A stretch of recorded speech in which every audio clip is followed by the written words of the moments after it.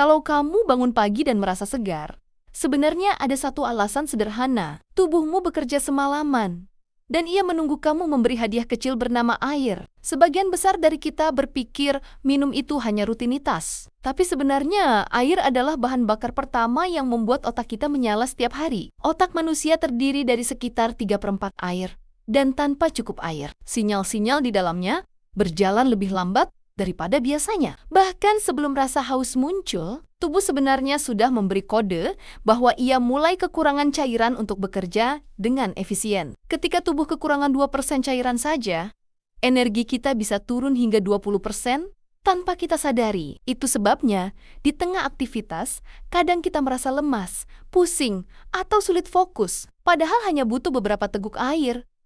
Selama sehari penuh, ginjal bekerja tanpa berhenti, menyaring lebih dari 100 liter cairan dari darah untuk menjaga tubuh tetap bersih. Walaupun kita hanya minum beberapa gelas, proses penyaringan itu terus berjalan, dan air membantu meringankan kerja ginjal.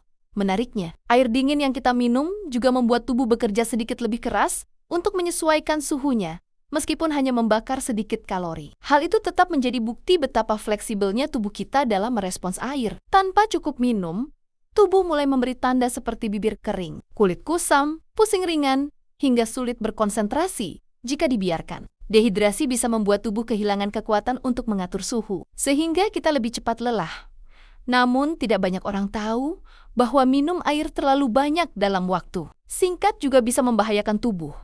Keseimbangan cairan di dalam tubuh sangat sensitif, dan jumlah yang ideal selalu berada di tengah antara kurang dan berlebihan. Sebagian besar ahli menyarankan manusia minum sekitar 2 liter air per hari, atau 8 gelas. Meski kebutuhan tiap orang berbeda, tubuh manusia bisa bertahan berminggu-minggu tanpa makanan. Tapi, tanpa air, hampir semua fungsi vital melemah hanya dalam beberapa hari.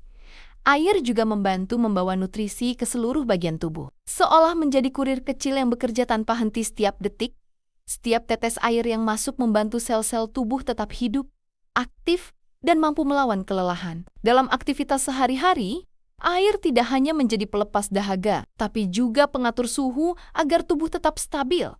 Saat kita berkeringat, tubuh sengaja melepaskan air agar panas keluar dan suhu tetap terkendali.